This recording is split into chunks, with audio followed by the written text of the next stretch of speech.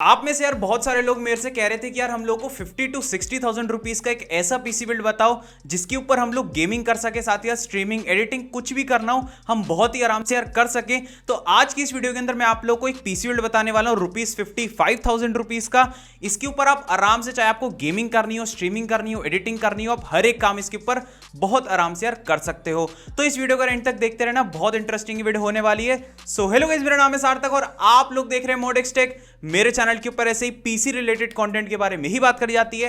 तो अगर आप लोगों को भी इंटरेस्ट है भाई ऐसे ही पीसी रिलेटेड कंटेंट के अंदर, तो भाई क्या कर रहे हो, फटाफट से करो चैनल को सब्सक्राइब, साथ ही में तो बस बेल आइकन को भी, ताकि फ्यूचर में जो भी वीडियो डालूंगा मिल जाएगी आप लोगों को स्क्रीनशॉट नोटिफिकेशन। ज्यादा टाइम वेस्ट नहीं करते हैं, जल्दी से वीडियो को स्टार्ट करते हैं। लेकिन यार वीडियो में आगे बढ़ने से पहले मैं आप लोगों को बता देता हूं, अगर आपको काफी सस्ते प्राइसेस के अंदर विंडोज 10 प्रो की OEM की रिटेल की चाहिए तो आप मेरी खुद की वेबसाइट modxcomputers.com को चेकआउट कर सकते हो। यहां पर आपको बहुत ही सस्ते प्राइसेस के अंदर विंडोज 10 प्रो की OEM की रिटेल की देखने के लिए मिल जाती है, जो कि 100% जेन्युइन है, साथ ही साथ यार 100% ट्रस्टेड है। तो आप जो इनके ऊपर ट्रस्ट कर सकते हो, कोई दिक्कत वाली बात नहीं, क्योंकि भाई वेबसाइट मैं ही ओन करता हूं। ठीक है, तो भाई link is in the description box below as well as in the first pinned comment. तो सबसे पहले हम लोग बात करते हैं प्रोसेसर के बारे में कि कौन सा सीपीयू जो है इस पीसी बिल्ड के अंदर यूज करा गया है। तो मैंने इसके अंदर यूज करा है AMD की तरफ से Ryzen 3 3300X, जो कि एकदम लेटेस्ट प्रोसेसर है। आप सभी को पता है, मेरे को बताने की जरूरत नहीं है। 3500 इवन Ryzen 5 3500 है, उससे भी थोड़ी बहुत अच्छी परफॉर्मेंस आपको निकाल के दे देता है। इवन तो इसके अंदर आपको सिर्फ 4 कोर्स एंड 8 थ्रेड्स मिलते हैं, बट इसको मैं इतना डीपली एक्सप्लेन नहीं करूंगा कि क्यों ये इतना अच्छा परफॉर्म करता है। बट हाँ, इतना समझ लो कि 3500 के मुकाबले 4 कोर्स एंड 8 थ्रेड्स वाला ये जो प्रोसेसर है बहुत कमाल का है। सच में उससे भी ज्यादा स्ट्रॉन्ग सीपीयू है।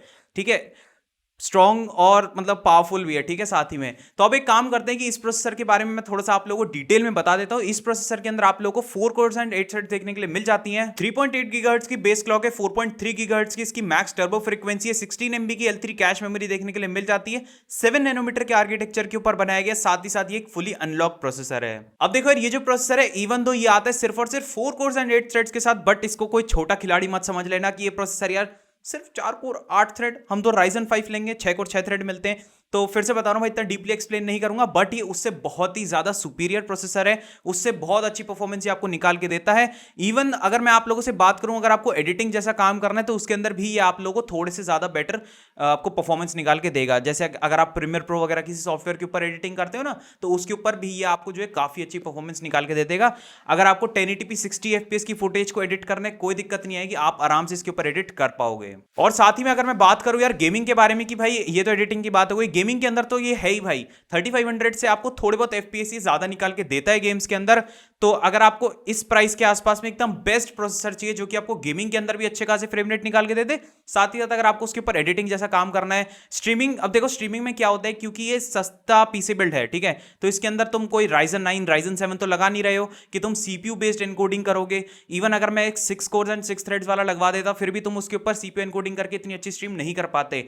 तो इसलिए यहां पर जो सस्ते पीसी बिल्ड्स होते हैं ना, इनके अंदर हम GPU एनकोडिंग का यूज करके स्ट्रीम करते हैं। तो फिर भी जो है उस 6 कोर 6 थ्रेड के प्रोसेसर को लेने का कोई फायदा नहीं होता, क्योंकि हम एनकोडिंग तो अपने GPU से ही कर रहे हैं। ठीक है, तो 4 cores and 8 threads is more than enough हर एक काम के लिए, और काफी कमाल का प्रोसेसर है अगर आपको गेमिंग करनी हो या फिर एडिटिंग कुछ भी काम करना हो तो उसके लिए। अब बात करते हैं हम लोग रैम के बारे में। तो रैम इसके अंदर मैंने यूज करी कॉर्सर की तरफ से Corsair vengeance LPX 8GB RAM की टोटल एक ही स्टिक, जो कि 3000 मेगाहर्ट्ज के ऊपर क्लॉक्ड है। अब देखो भाई, काफी बढ़िया रैम स्टिक्स है। अगर आप इनको जो है ओवरक्लॉक करना चाहते हो तो आप इनको आराम से ओवरक्लॉक भी कर सकते हो। 3000 मेगाहर्ट्ज की फ्रीक्वेंसी के साथ में आता है, आप आराम से इसको 3400 3600 मेगाहर्ट्ज तक आराम से ओवरक्लॉक कर सकते हो। साथ ही साथ मैं आपको बताना चाहता हूं, क्योंकि मैंने सिंगल स्टिक का यूज करा है, तो इन फ्यूचर आप जो है इसको 16GB कर लेना। अभी फिलहाल मैंने 8GB इसलिए यूज करी है ताकि हम दूसरे कंपोनेंट जो है वो काफी अच्छे ले पाए, क्योंकि रैम तो आप बाद में भी अपग्रेड कर सकते हो। फिलहाल 8GB की सिंगल स्टिक लगा लो, बाद में 16GB कर लेना।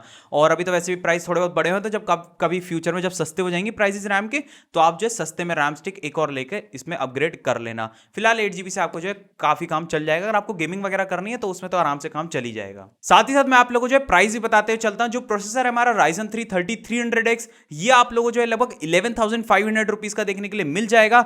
और बात करो अगर मैं रैम के बारे में, तो कॉर्सर की 8GB रैम की जो ये स्टिक है 3000 मेगाहर्ट्ज की, ये आप लोगों को लगभग 3,500 रुपीज की देखने के लिए मिल जाएगी।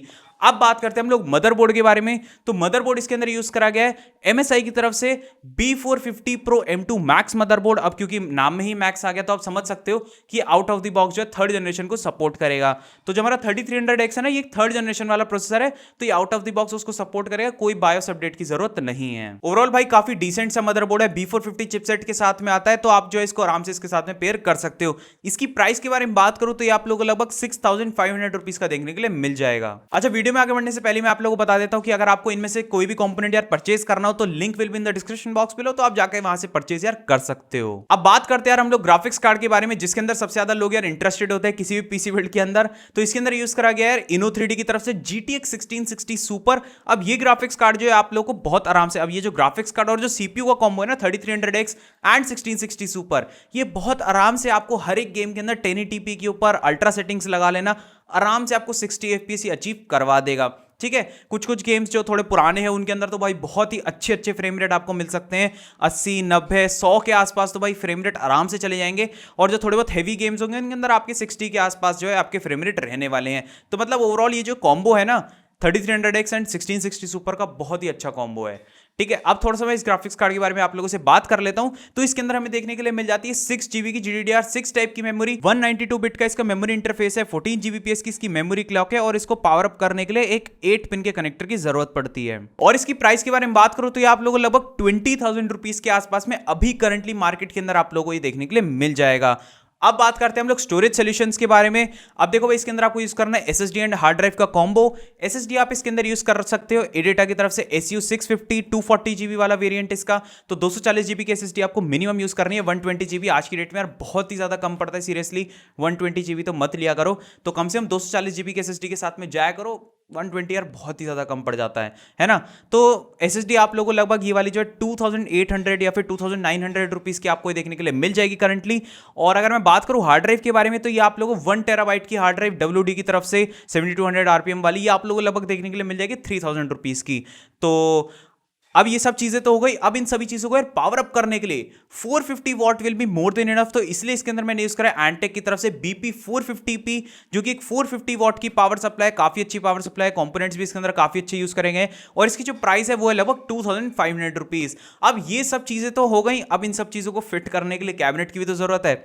तो देखो भाई कैबिनेट जो है वो आप अपनी पसंद के हिसाब से कोई भी देख लेना मार्केट के अंदर अराउंड 3000 4000 रुपीज के आसपास में। अब जो भी मेरे को कैबिनेट यार पसंद आएगी ना, उनकी लिंक्स मैं आपको डिस्क्रिप्शन के अंदर दे दूंगा। ठीक है, तो उनमें से आप जो है कैबिनेट को चूज कर सकते हो। कोई 2-3 अच्छे अच्छे जो भी कैबिनेट होंगी 3-4 हज़ार 5,000 तक की, उन सभी की लिंक्स मैं आपको डिस्क्रिप्शन में दे दूंगा, वहां से जाकर इनको परचेज कर सकते हो। और यही नहीं, अगर कोई भी इनमें से कंपोनेंट आपको पसंद आए ना, तो आप उसको जो है जाकर के डिस्क्रिप्शन में दी गई लिंक से जाकर परचेज कर सकते हो। तो इसी के साथ में यार हमारा पीसी बिल्ड यहीं पे खत्म होता है। अगर आपको वीडियो अच्छी लगी तो वीडियो पर अभी कभी लाइक कर दो, सब्सक्राइब कर लो मेरे चैनल को अगर अभी तक नहीं करा है तो। मैं मिलूंगा आप लोगों से एक और नई वीडियो के अंदर, तब तक के लिए यार थैंक्स फॉर वॉचिंग।